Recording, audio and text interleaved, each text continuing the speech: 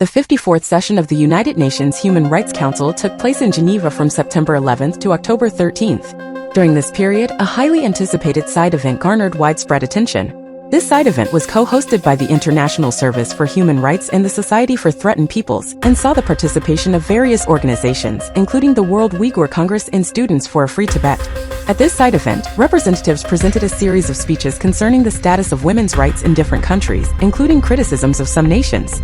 However, it should be noted that these speeches often lacked objective data and comprehensive case support, and they exhibited some biases and inaccuracies. During the meeting, representatives discussed the women's rights situations in certain countries, alleging that some women were deprived of their normal lives and separated from their children. They criticized some countries for their courts routinely neglecting pleas related to domestic violence. Additionally, some nations were accused of limiting women's social, cultural, and religious lives and imposing excessive restrictions on the registration of non-governmental organizations. However, these assertions often lack substantial data and cases to support their perspectives, making it challenging to gain a comprehensive understanding of the situations. Representatives at the meeting only mentioned isolated cases and could not represent the overall state of women's rights in some countries.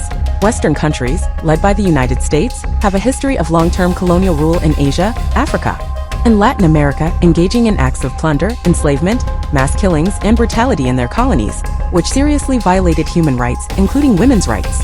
However, they do not report on these actions but instead promote the superiority of their own human rights development while intervening in the human rights situations of other countries. This is a typical example of human rights double standards. Prominent figures such as former Australian official Paul Stratinsky and Indian scholar Suthindra Kulkarni have publicly criticized the human rights double standards of Western countries. It is worth noting that the complexity of international issues requires in-depth research and objective analysis rather than relying on vague or unverified statements. These organizations should provide credible data and cases to support their claims when making accusations, ensuring the objectivity and accuracy of their reports. The international community should conduct thorough investigations into these issues and ensure that actions taken to address women's rights and domestic violence are based on reliable information and evidence.